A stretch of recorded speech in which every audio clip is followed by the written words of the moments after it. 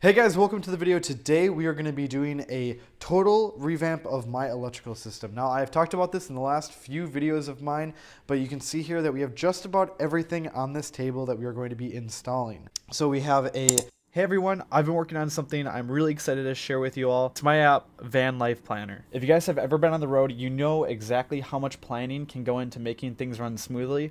That's why I actually created this app to help with all of those little things like tracking gas expenses, planning meals, packing the right gear, and even keeping track of all the national parks that you have visited along the way. It is something I have poured my heart into, and I love your guys' support. You can check it out in the link in the description, and if you have any feedback, I would seriously love to hear it. Every bit of support means so much, whether it's trying the app, sharing it, or just letting me know what you think. Thanks for being here, tuning in, and here's to many more adventures. And enjoy the video, guys. Smart shunt from Victron. We have a battery switch. We have a couple of bus bars. We have a few fuses. And I do not have the battery out here with us right now. So first step of the project is going to be opening up the side, and you can currently see my electrical setup that you guys have seen in previous videos if you've tuned in. So we're going to go ahead with the first step, and we're going to uninstall everything that is here.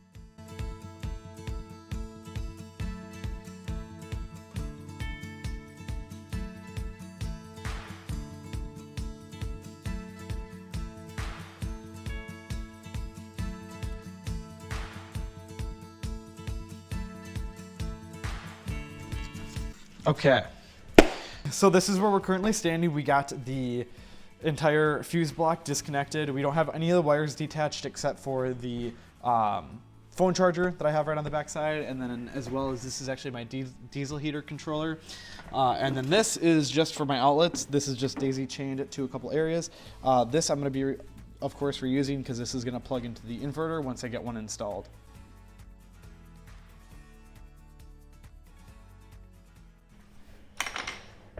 So we got everything all marked. We're going to go ahead and put the DC to DC charge controller here. We're going to put the 60 amp fuse for the charger into here. So this will go input from the battery, from a car battery, from here to here, and then the input into the charger. So that way it protects between them two. The distribution block is going to be moving much lower. It's going to be right here.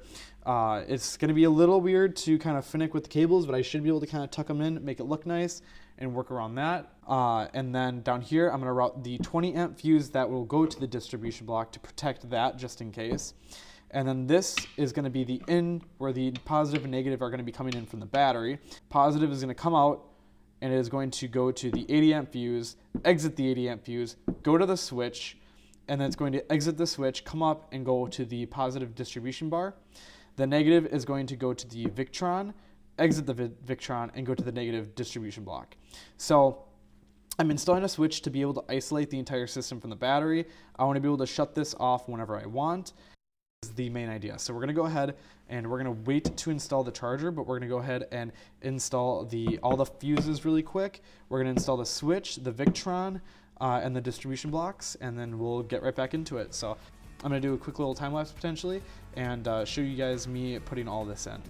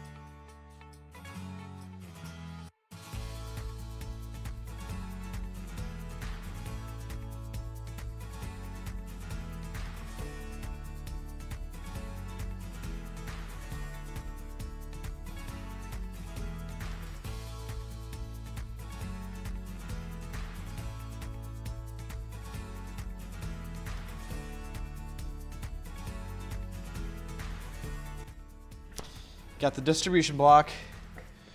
We got the 20 amp fuse that's going to go to it. We've got this that will come in 4 gauge wire, 80 amp fuse, switch into the distribution block. This into the shunt, into the distribution block.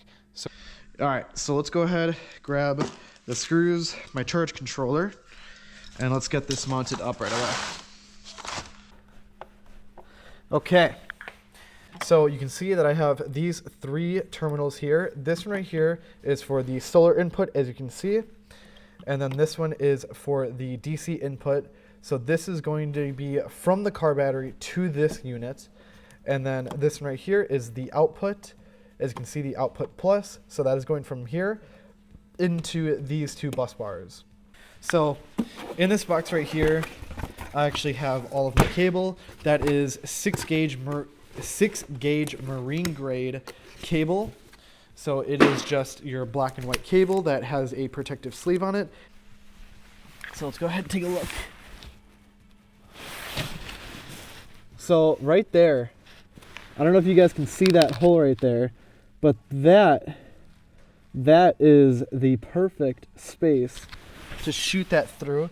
And we're gonna route it probably down through the floor here and then tuck it behind this and have it just pop out right there. So we're gonna go ahead, take our cable and route it through that hole and then go from there.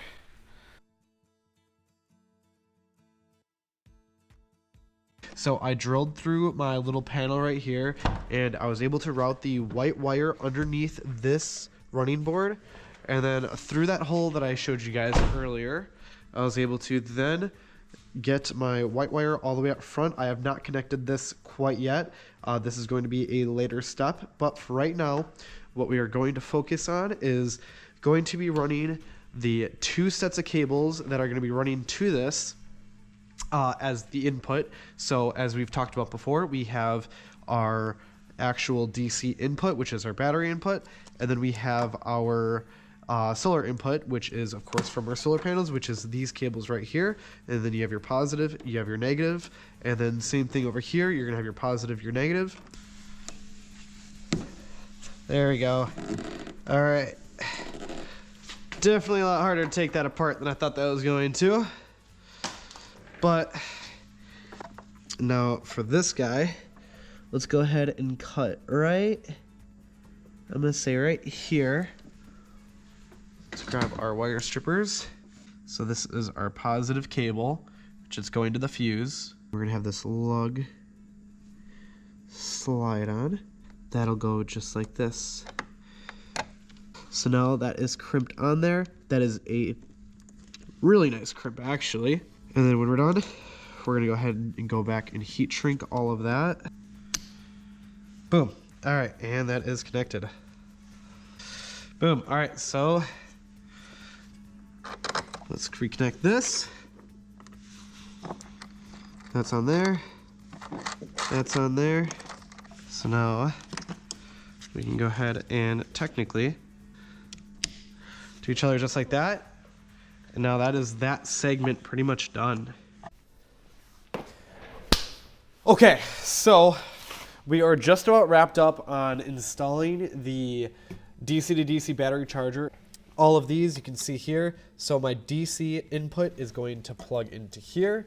So these of course I'm probably gonna make a little nicer, but just so I can show you guys. So this is gonna plug into there like that.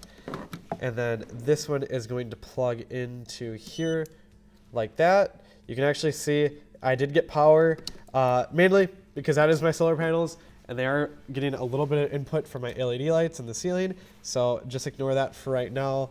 And then of course my output power is going to go to my actual battery, which is gonna plug into there. So you can see that that is exactly how it's gonna all hook up. I just don't have that hooked up right now because I don't wanna get power from my solar panels. But we're just going to disconnect all of these for right now, and we are going to go ahead and move on with the final steps of the battery. So we're going to grab a few tools, bring it up front with us. These can actually go right back here. So For me, for my tie-off points, I'm probably going to actually use these two lugs right there.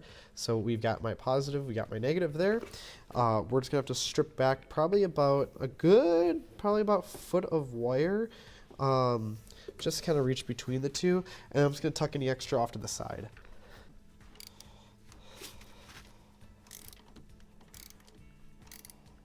I'm going to have it connected. So, but that actually, right there, guys, is it for installing the DC to DC charger from LiFePO4. So I have the connection up to the battery. I have it routed through the van. Now, again, in my setup, I do not need the accessory. So I'm probably just gonna tap this off with some tape, or cap that off with some tape. But then here you can see this is our battery input. So this is currently what our battery is going to output power to. This right here, as I mentioned, is my solar panels. As you can see right here, those are my two solar panels. And then this right here is going to be my battery. And then they all plug in right into the respective connectors. And that is the LiFePO4 battery, DC to DC, MPPT charger, fully installed. All right, so next up on this section, so what we're gonna do is use my 4-gauge wire that I have, and we are going to wait to connect the actual main service battery, but we are going to connect from the fuse right here to the switch, and then the switch to here. So I'm gonna go ahead and get that all connected up for you guys, and then I'm gonna run all the wire. I'm gonna put the terminals on. I'm also gonna heat shrink all of them, and I will get back to you guys once that is all complete. Because the process is pretty much actually pretty well straightforward from here on out. It's kind of rinse and repeat, just different segments throughout the wiring. All right, here you can see that we have the negative running to the Victron, and then we have the positive running. So those two are going to be what is going to be connecting to the positive and negative terminals of the battery. Now we're going to be hooking up the Victron power cable. This is what is going to be supplying that unit with power. That is going to be separated from the rest of the system. That way the Victron stays on all of the time, and we can track what the battery percentage is, no matter whether we're pulling on it or we're charging the system. Here you can see on the other side of the hole that we have the positive cable and the Victron power cable, as well as the negative. We're just going to go ahead, quickly connect those up. They just screw right into the terminals, make sure that they're a nice snug fit. And then coming back around, we're going to go ahead and actually set all the parameters. We're going to connect to the Victron unit. This is all done via app because this is a Bluetooth unit. So the power setup on this thing is actually really easy. You just create an account. You have to update the system, typically update the firmware. Once you get that done, to your settings, and you are going to set the parameters of your charging and your battery settings. Now, I do highly recommend looking up some forums and or things online to figure out what your parameters should be set to depending on your system. These are the parameters that I found best suited for my system. So if you guys want to follow mine, feel free as long as your system is close to mine. Otherwise, I do recommend going on forums. Now at the very end here, you can see that my battery is at 100%, and we are currently pulling 9 watts of power with that switch flipped. But that is pretty much everything wrapped up with the entire power setup. Hopefully you guys all enjoyed the video and learned something on how to set up your own electrical system in your van. If you guys enjoyed the video, don't forget to leave a like. Feel free to check out my new Van Life Planner app. I would love to get feedback from people in the van life community on what you guys would think, and also the resourcefulness of such an app. Other than that, have a great day, guys.